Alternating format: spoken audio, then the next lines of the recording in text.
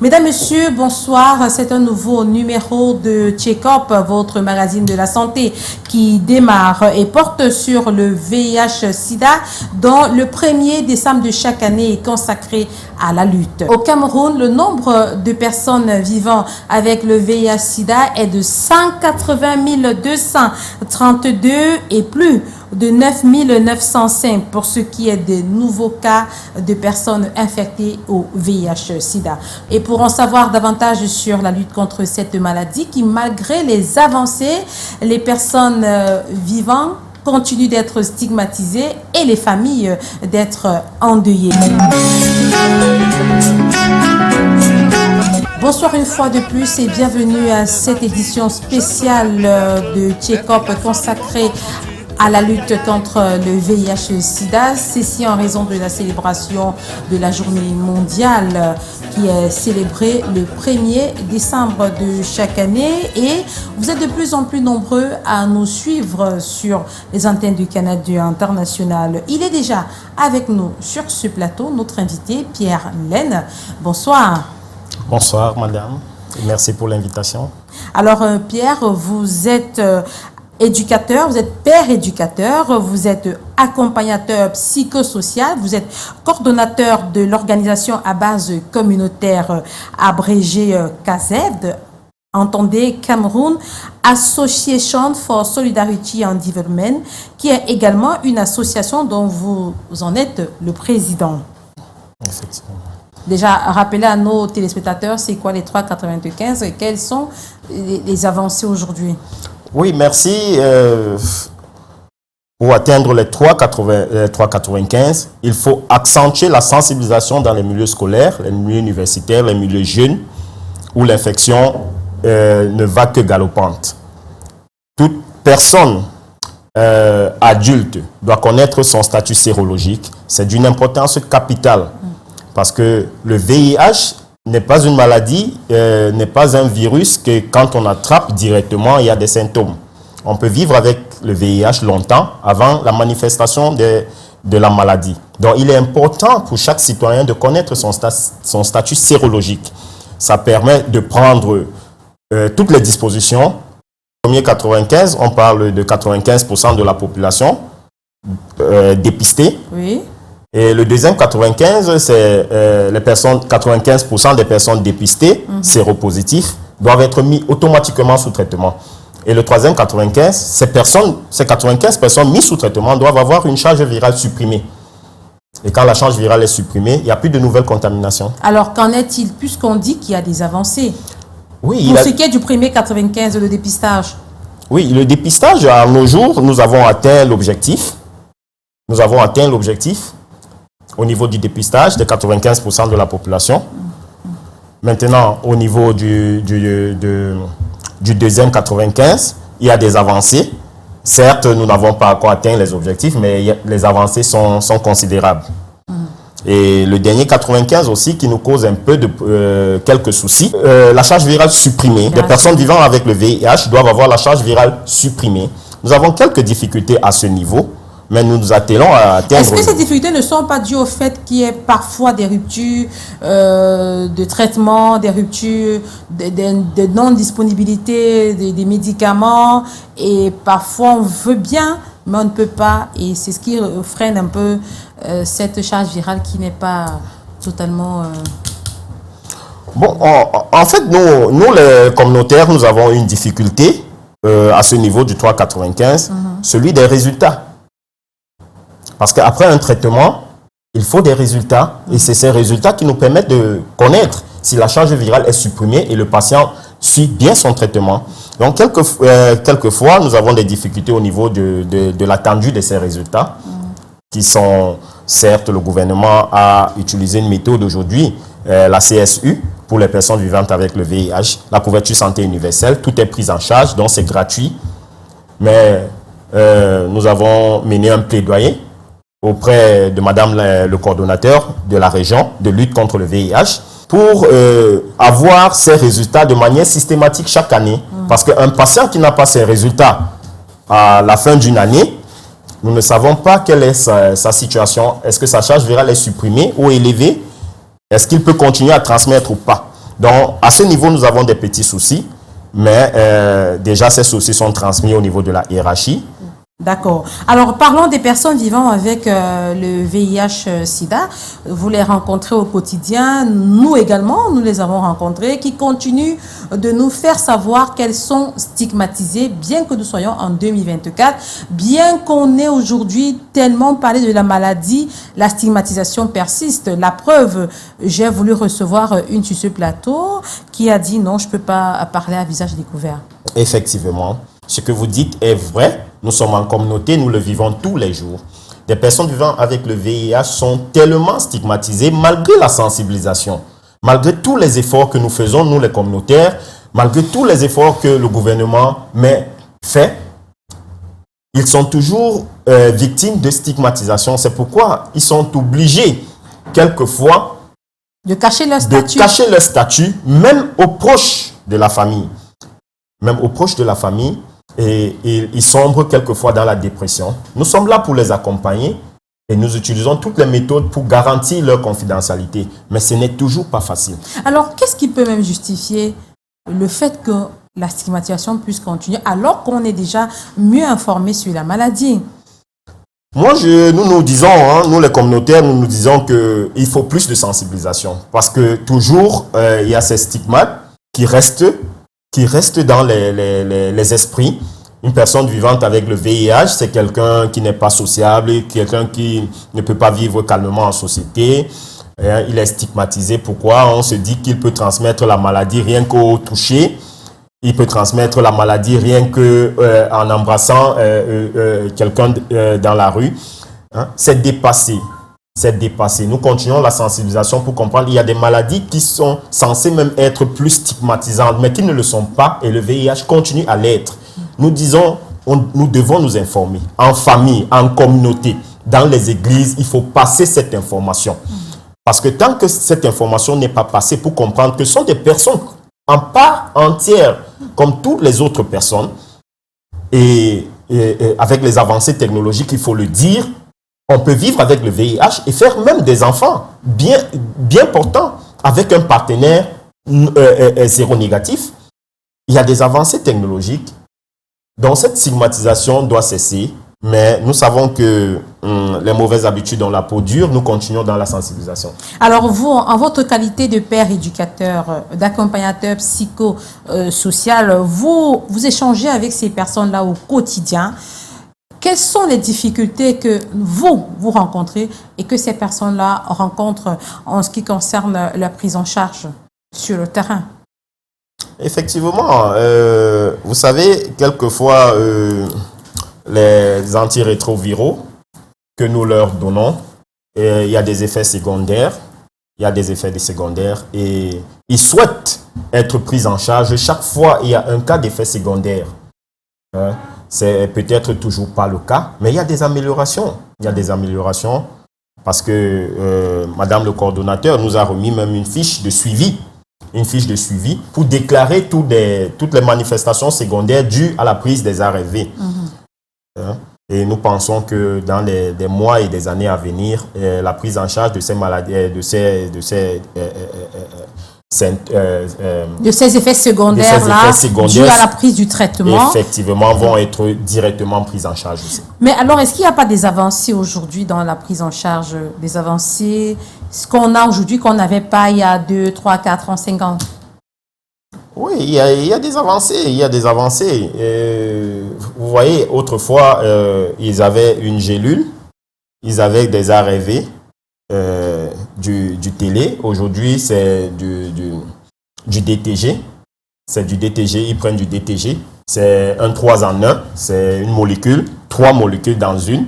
C'est une avancée technologique. Et pour la majorité des patients, oui, cette molécule est la meilleure. Elle a moins d'effets secondaires et pas de problème d'estomac. Pas des autres problèmes qu'on rencontrait par le passé avec cette nouvelle molécule.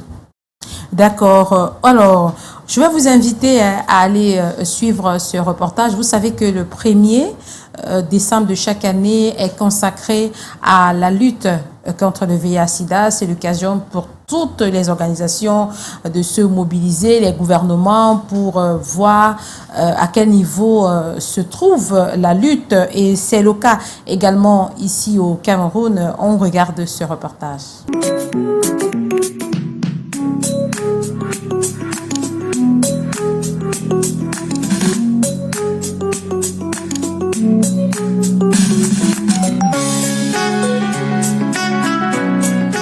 Au Cameroun, 460 000 personnes vivant avec le VIH-Sida sont sous traitement.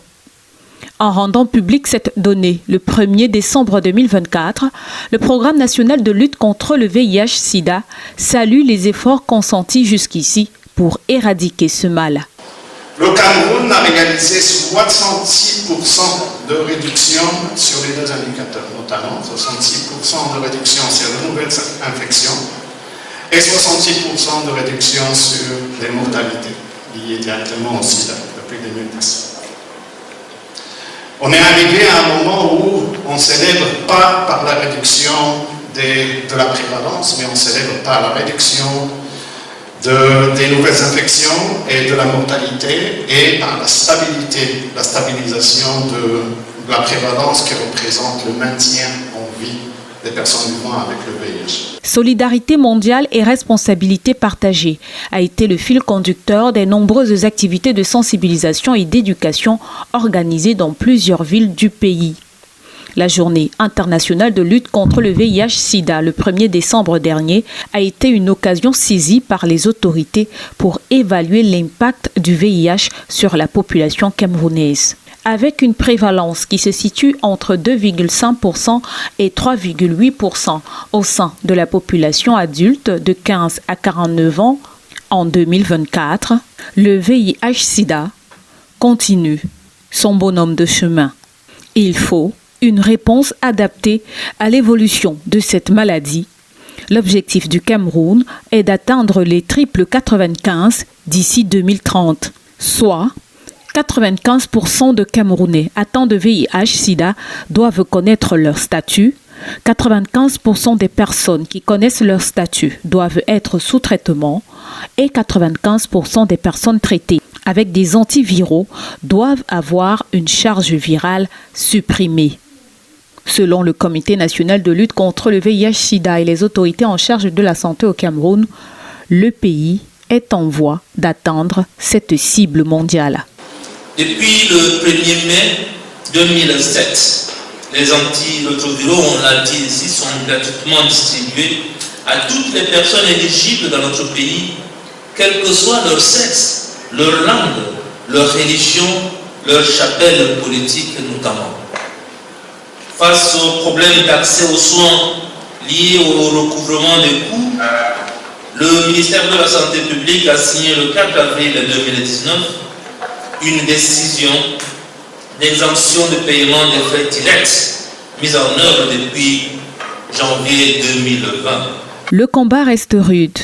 Le dépistage demeure crucial pour lutter contre cette pandémie. Et les professionnels de la santé recommandent à toutes les personnes âgées de 15 à 70 ans de faire un test de dépistage au VIH-Sida au moins une fois tous les 3 mois.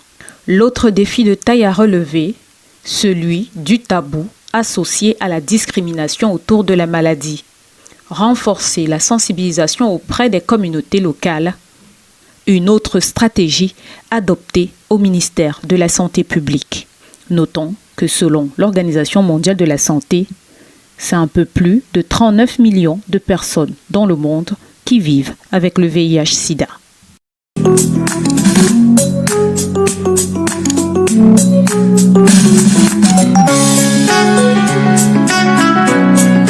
Retour sur ce plateau après ce reportage, Pierre Laine. Vous êtes accompagnateur psychosocial. Vous êtes également le responsable ou le coordonnateur d'une organisation à base communautaire basée dans la ville d'Edéa. Et pour cette journée, qu'est-ce que vous avez fait concrètement en communauté pour marquer le coup?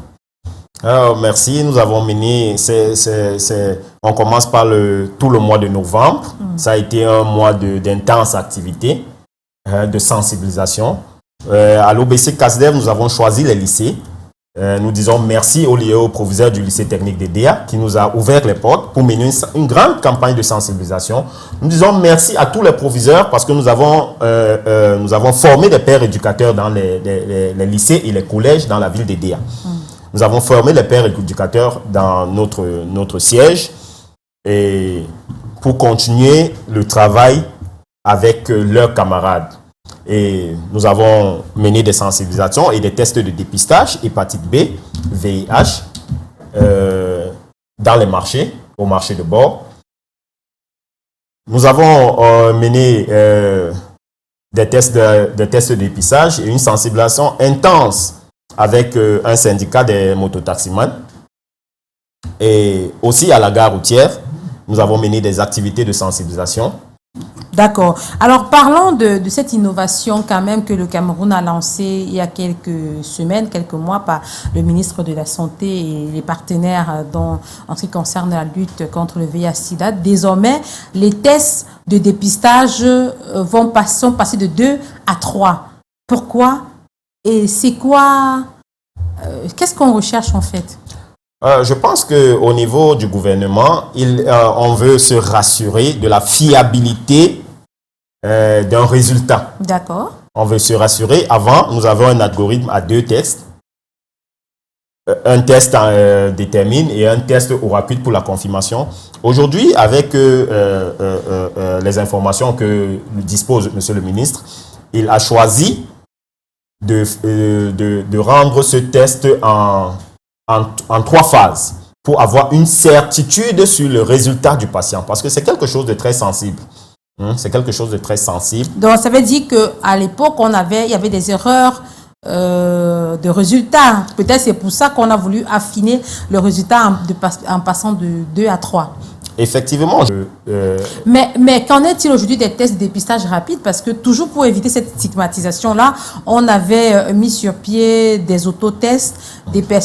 Chacun pouvait aller se dépister peut-être dans sa chambre et découvrir son résultat et après décider d'elle-même de partir. Il est important, effectivement, il est important de comprendre que l'autotest il est sorti pour éviter ces problèmes de stigmatisation, de honte. Oui. Hein?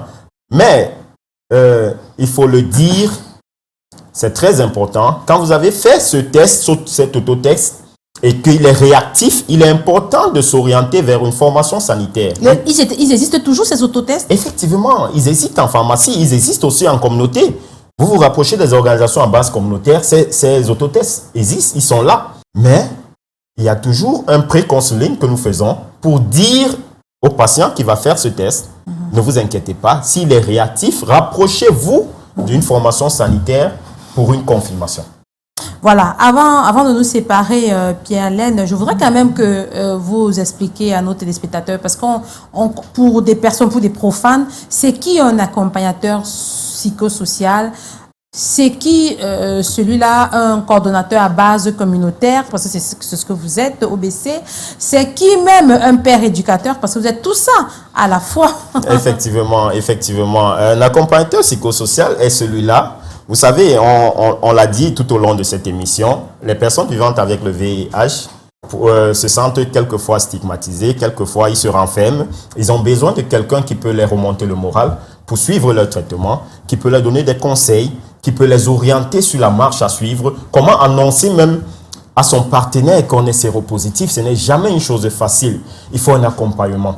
C'est pourquoi le gouvernement a choisi de former les accompagnateurs psychosociaux que nous sommes pour les mettre à la disposition des personnes malades en communauté pour un suivi, un accompagnement psychologique, un accompagnement social.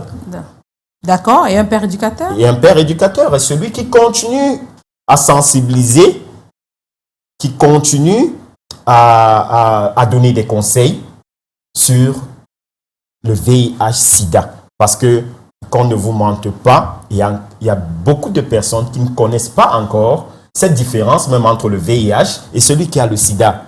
Ces personnes qui connaissent pas. C'est l'occasion aussi hein, de le répéter sur ce plateau. C'est quoi la différence entre le VIH et le sida? Celui qui a le VIH, ça se manifeste comment? Celui qui a le sida, c'est toujours bien hein, de le répéter parce que vous l'avez dit, il y a des personnes qui ne savent pas faire cette différence-là. Effectivement. Ici, quand on parle de VIH, c'est quelqu'un qui a été infecté par le virus du sida, du VIH. C'est le virus immunodéficience. C'est quelqu'un qui a été affecté par le virus. Maintenant, il ne présente aucun symptôme de malade. Il est juste testé positif. Il est testé positif. Donc, il est personne vivant avec le VIH. Et effectivement, personne vivant avec le virus du VIH, il est en santé, il va qu'à ses occupations. Et les anciens stigmates qu'on nous a mis, la personne qui a le VIH est mince, il est noir, il a des boutons sur le corps, c'est dépassé. Vous trouvez quelqu'un aussi joli que vous êtes, brune, bien potelée, et elle a le VIH. Donc on les trouve en communauté, un monsieur vraiment sportif même, mais il a le VIH, il ne fait pas encore la maladie. Et quand il a la chance d'être testé, de connaître son statut sérologique avant, il a toutes les chances pour ne jamais faire la maladie parce qu'il est pris en charge. Et il peut voir sa charge virale disparaître. Disparaître totalement. Et la charge virale disparaît, c'est-à-dire le virus disparaît de son corps, dans son sang. On parle de charge virale supprimée voilà. Quand le virus dans votre sang n'est plus visible. On parle de la charge virale supprimée. D'accord. Et en revenant à notre question, donc c'était ça la différence. Maintenant, le sida, oui. Le sida, c'est quelqu'un, c'est le syndrome, c'est un ensemble de maladies, c'est déjà quelqu'un qui fait la maladie. Et il faut bien le préciser, ça dépend des organismes. Entre la première étape, VIH, et la deuxième étape, sida, il peut se passer un temps important. Ça dépend des organismes. 10 ans, 20 ans, 30 années, peut-être 2 ans. Les scientifiques estiment à 10 ans. À 10 ans, vous pouvez, selon votre organisme, ne pas faire la maladie. Mais il y a d'autres qui n'ont pas cette chance. Ils font la maladie peut-être 1 an après avoir eu le virus. Et alors, celui qui a le sida, c'est celui qui fait déjà la maladie, qui a déjà toute cette maladie opportuniste qu'il a atteint déjà, causée par le VIH. Donc, c'est cette différence qu'il faut faire. Lui, peut-être facilement, on peut le soupçonner. Celui qui fait déjà le sida, on peut le soupçonner quand déjà il y a ces maladies opportunistes, le zona, peut-être la tuberculose. Quand il commence à les avoir, il peut être soupçonné dans le quartier d'être un sidéen. Mais je dis, le VIH, c'est celui-là qui a le virus, mais qui se porte assez bien. Très bien. Alors, revenons à notre question, différence entre père éducateur, accompagnateur psychosocial, coordonnateur d'une organisation à base communautaire. Les organisations à base communautaire sont chargées du suivi des patients VIH. Même le suivi médicamenteux.